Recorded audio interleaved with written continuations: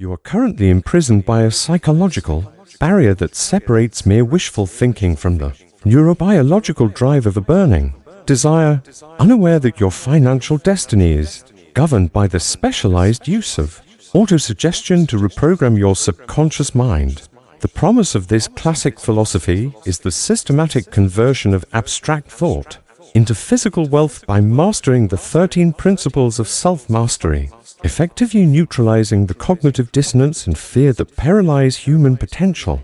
This transformative blueprint for cognitive and economic restructuring is the core of Think and Grow Rich by Napoleon Hill.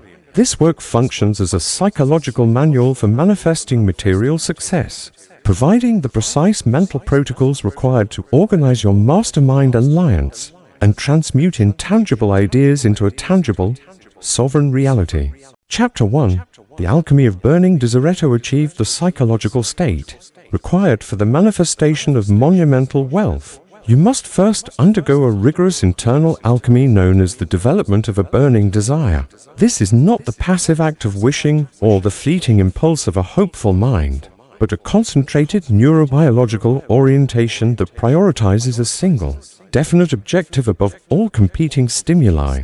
In the framework of Think and Grow Rich by Napoleon Hill, this chapter posits that the human mind functions as a broadcasting and receiving station for thought energy. When a desire is intensified to the point of obsession, it shifts the individual's psychological set point, effectively reprogramming the subconscious mind to view the goal not as a possibility, but as an inevitable physical reality that has already been claimed in the mental realm.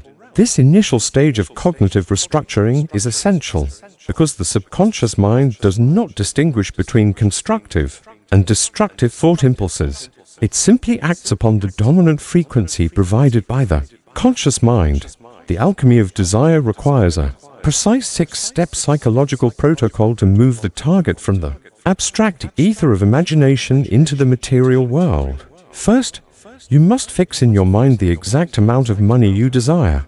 The subconscious requires numerical specificity to orient its problem-solving faculties. Second, you must determine exactly what you intend to give in return for the money you desire, as the law of psychological compensation dictates that there is no reality, such as something for nothing. Third, you must establish a definite date by which you intend to possess the wealth. This deadline serves as a cognitive forcing function, creating a sense of urgency that overrides the brain's natural tendency toward procrastination. Fourth, you must create a definite plan for carrying out your desire and begin at once, whether you are ready or not, to put this plan into action. This immediate movement is critical for bypassing the paralysis by analysis that often accompanies large-scale ambitions. Fifth, you must write out a clear, concise statement of these details.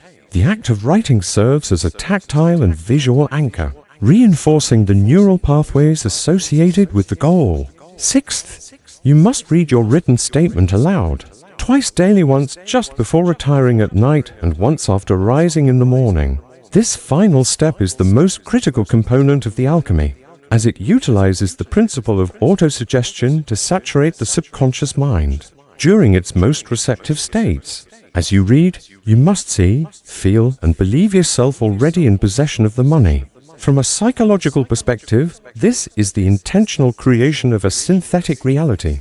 By simulating the emotional and sensory experience of success, you close the gap between your current state and your desired state, thereby neutralizing the cognitive dissonance that typically leads to self-sabotage.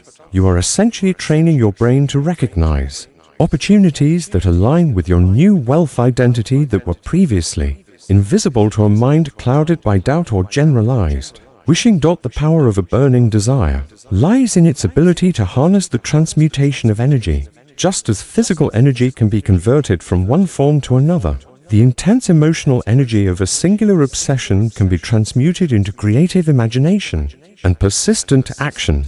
This chapter emphasizes that the starting point of all achievement is the definite knowledge of what one wants.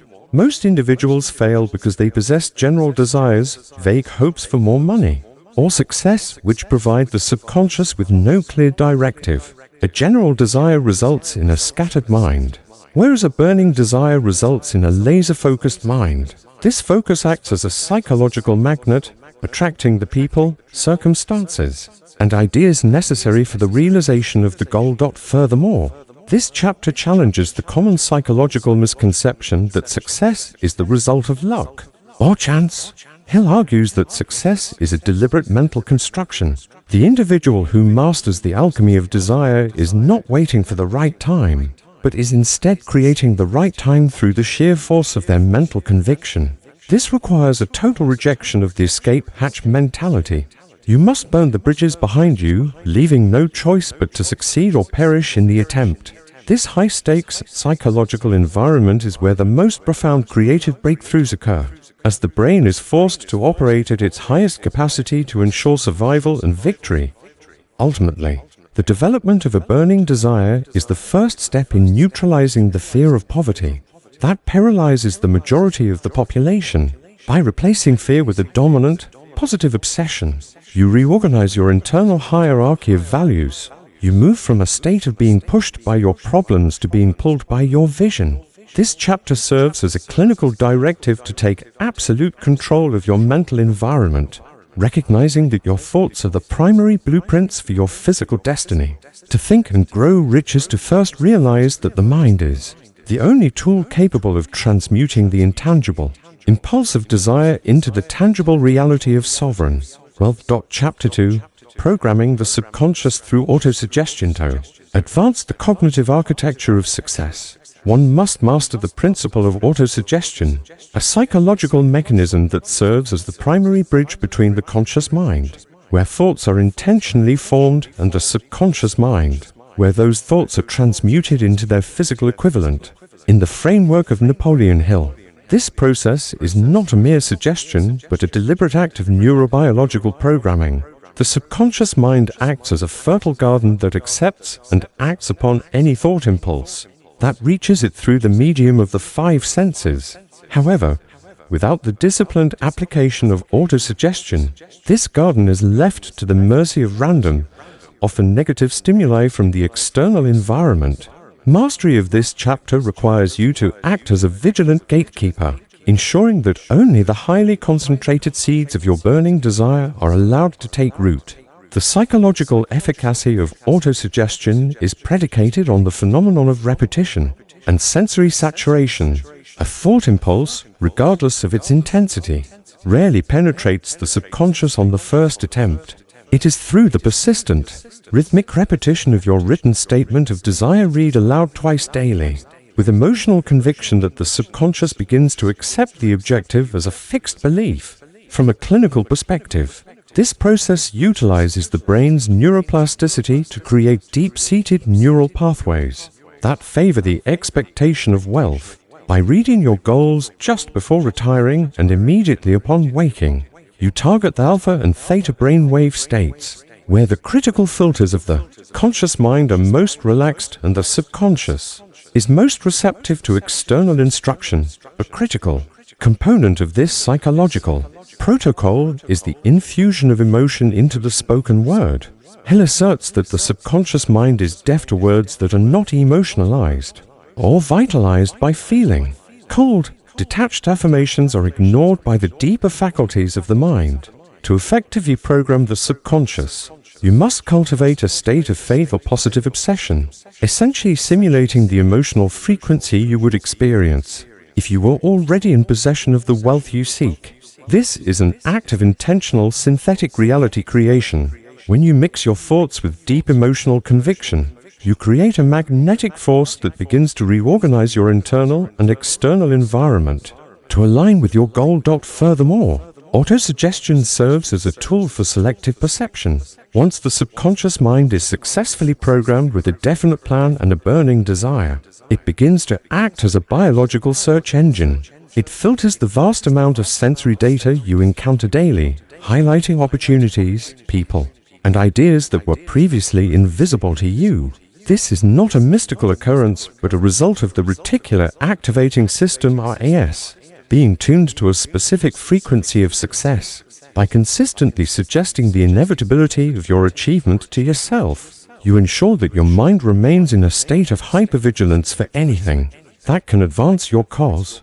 The challenge for most individuals lies in the suspension of disbelief. The conscious mind, often conditioned by years of scarcity or criticism, may initially reject the suggestions of wealth as fraudulent or impossible. This is why the instruction to see and feel yourself in possession of the money is so vital.